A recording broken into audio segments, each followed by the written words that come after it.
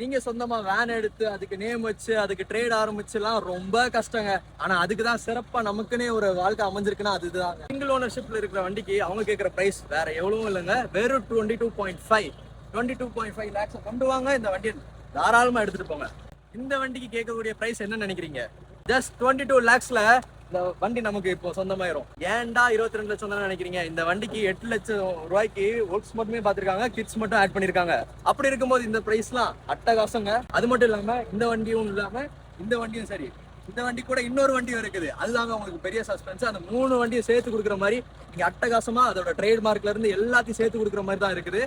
நீங்க நேர்ல வந்து பேசுங்க, உங்களுக்கான பெஸ்ட் பிரைஸை தாராளமா கொடுப்பாங்க. நீங்களும் டிராவல்ஸ் வச்சு பிசினஸ் தொடங்கி பயங்கரமா கொண்டு போலாம்.